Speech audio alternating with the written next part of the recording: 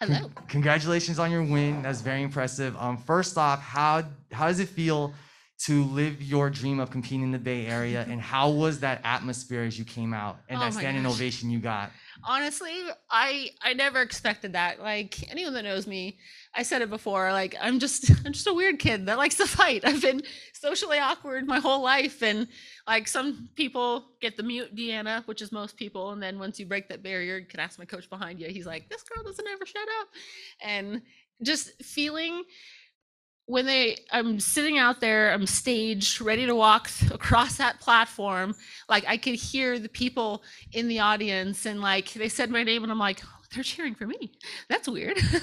Like this is amazing, and it just adds a whole nother level to the excitement that I felt when I got into that cage. I got into that cage, I look around, this is an arena that I've been to, hundreds and hundreds and hundreds of times, like for various different things. And so for me to be the athlete competing in this arena, I wasn't emotional before the fight, but I wasn't kidding when I told McCarthy, I was like, I just might ugly cry right now. And Yeah. my face is a little bunched from the fight. And so it's going to be like, I'm sorry I made that sound.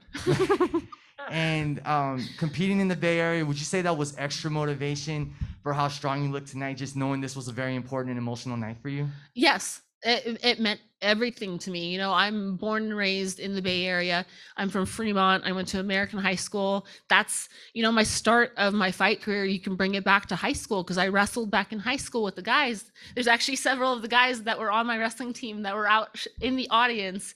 My friend Tony, I saw him. He's like, DeAnna. And I'm like, these are the guys that I wrestled with that knew that I had the athletic potential for something back then. And so to be able to bring that full circle and to be perform in the Bay Area, there was no quit in me. I wanted that win, and I wanted that first round finish, honestly. Yeah. I was trying, but she's tough, and sometimes you can't pull it off. You just have to keep on going, and it felt so great to make that happen. I noticed in the second round she appeared a little fatigued and tired, and you were the fresher of the two. Do you feel that first round really shook up her confidence with how fierce you came at her and you took her to the ground and you were going for the finish multiple times? Do you feel you really shook her confidence given Alejandra's background and her caliber? Like I said, she's a very tough opponent. She was ranked number 5 for a reason. She's one of the top in this division in Bellator. And that's my game plan. That's what I want to do. That's my whole thing. You ask my training partners, like half of them, they hate going with me. Even this big guy right behind you, he's like, you get on top and like, what is this? Like, I'm a large guy. Why am I having a hard time getting you off of me? And that's my plan. I want to smother. I want you to have to dig deep. And, it takes a lot out of you. Like my training partner afterwards, like, I hate you. Like, what's wrong? Get off of me. And I'm like, well, that's just what I do. You got hit by the D train. So there you go. So what's next for you, DeAnna? What would you like next? A rematch with Liz Carmouche, another crack at one of the top flyweights? What's next for you? I definitely see a rematch with Liz Carmouche in the future. Not necessarily the next one. She's had a couple of wins, and I believe she rightfully is the next in line for the title shot. I believe she deserves it with everything that she's done, and she's an excellent competitor. Alejandra was number 5. I want, there's 4, 3, 2, 1. Mhm. There's some stuff that I need to take care of for me before I can get back into this cage. I want to as soon as possible, but we don't have to go into that and Yeah. make me cry again, but I think you know what I mean. That's something that I need to take care of on my own and get right before I can even commit to another fight. But hopefully I can get that cleared up and taken care of quickly, because there's no place in the world I would rather be than be in the Bellator cage, taking one of the next ranked people into that deep water, 100%. Awesome. Sorry, I have dry mouth, and so I'm like, No worries. Last question for you, DeAnna. What will you take away the most from this experience tonight? oh man, it's been such a great night. And I've had a lot of people be like, oh, you're still doing this? Oh, you're still fighting? And I'm like, honestly, A couple of hiccups aside, like I feel like I'm in my prime in the sport since finding my coach in Jersey, Brian Wright, and the team over at Killer Bee and Dante Rivera, the places that I train. Since going there, I found that I'm a different fighter. Like him as a coach has motivated me to be a better fighter, and he pushes me every day to be a better fighter. And so I feel like I have what it takes to get to the top.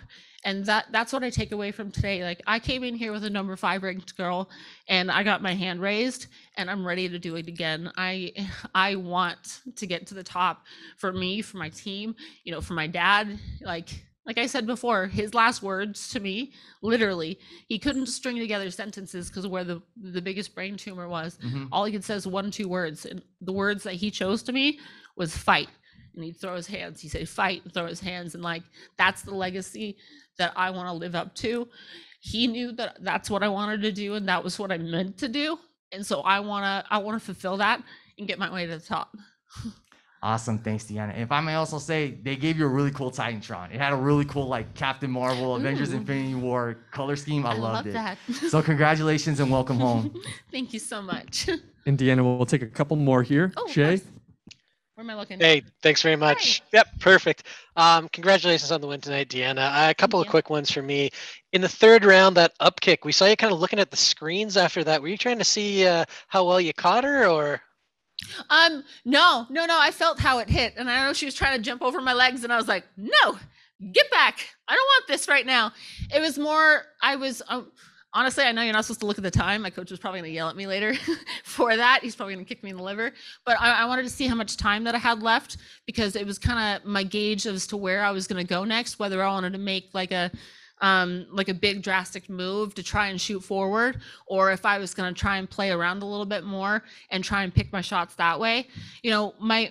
That's one of the things that I've been working a lot with my coach Dante Rivera is working the up kicks, because I go with these guys at the gym and they're like these amazing wrestler monsters, and so I find myself on my back. And so over at that gym with the guidance of my head coach Brian, between Brian and Dante, we've been working on those up kicks and we've been working on what to do if we get put into that position. And so I kind of wanted to kind of see what my options were. And I know I'm not supposed to look at the clock. It is what it is. But, sometimes, it just kind of happens. You get stuck on your back and that's what you do. So. All right, 1 or 2 more here. Sean? Yeah, congratulations on the big win. For you to talk about building consistency upon this win, you came into your career on an undefeated streak, leading to the Victor C title. So talk about that. Sorry, I missed that last part. Oh, you talk about building your consistency. Oh, yes. into leading on to another streak like you did when you started your career. Yeah.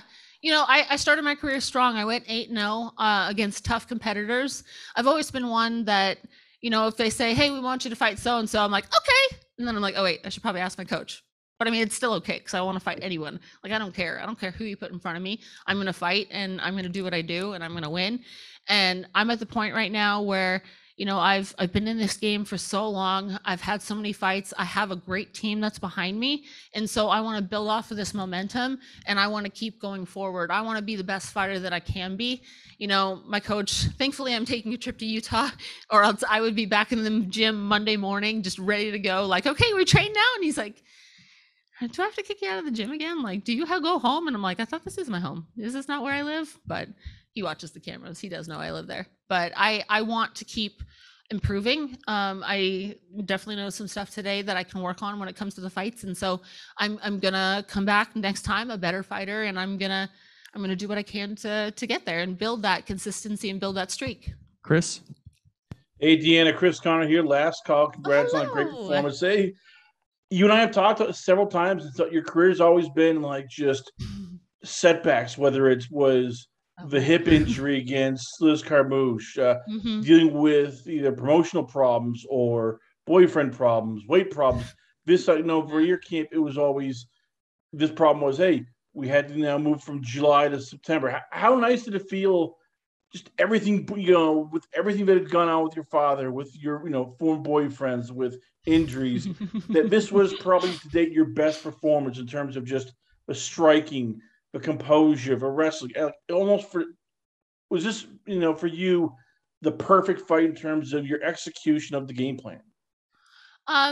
Honestly, it was definitely great. You know, me and my team, we every day we worked the possibilities, what could happen, and having the fight pushed back a couple of times. You know, there were some issues that came in with that, but in the end, it did give us more time in the gym to kind of fine tune things and to work on stuff and to make sure that I was ready for whatever she was going to throw at me. And so, you know, I had my fair share of problems this camp. Like, I won't even go into the different things. We'll just say at one point I got my eye cut open and I trusted my coach to actually super glue my eye shut, or super glue my eye, and he actually super glued my eye shut. And I've been waiting for like 2 months to tell that story because I couldn't put it on social media before the fight.